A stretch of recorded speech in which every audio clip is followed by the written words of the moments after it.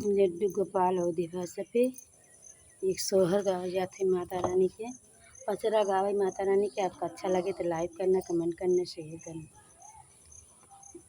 लाली लाली डोलिया पे लाल रंग हरवा ठुमुकी के चलैना हमरे मैया जी के बगवा हो ठुमुकी के चलैना हमरे मैया जी के बगवा हो ठुमुकी के चलैना।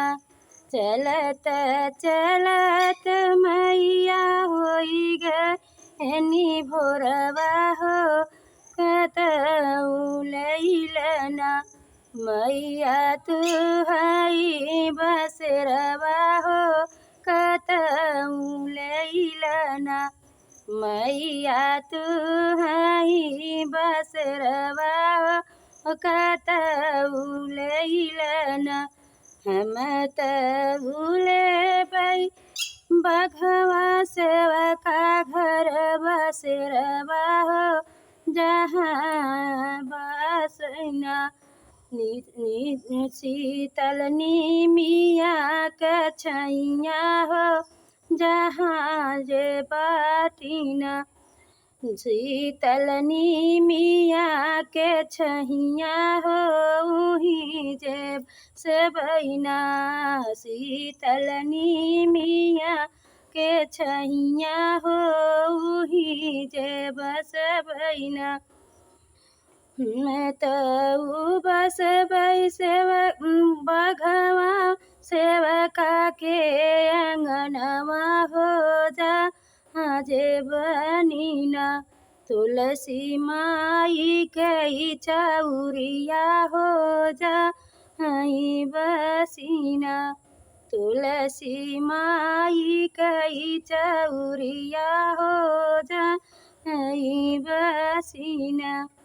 हम तऊ बसबै बघवा सेवका के दुअरवा हो जही बाटिना शीतल नीमिया के छैया हो जे बाटिना।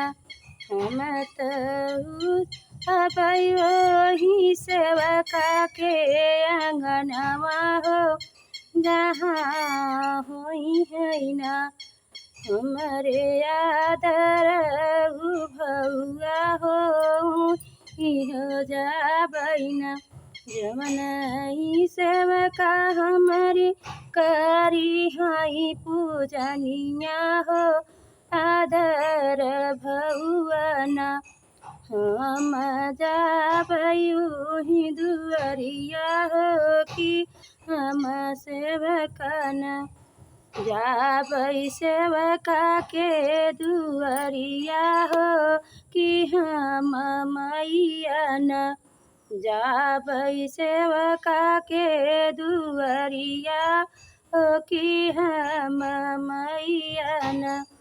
जैसे सेवका तू हम जुड़ब आया हो कि ओइसे ना तुहरी धेरिया जुड़ई है हो पतहिया सेवकाना जुग जुग बढ़ई सेवकिनी तोहरा सिंदूरवा होया होई हैना तुहरे मांगे कई सिंदूरवा हो हमार होई हैना तुहरे मांगे कई सिंदूरवा हो हमार होई हैना। जय माता जी।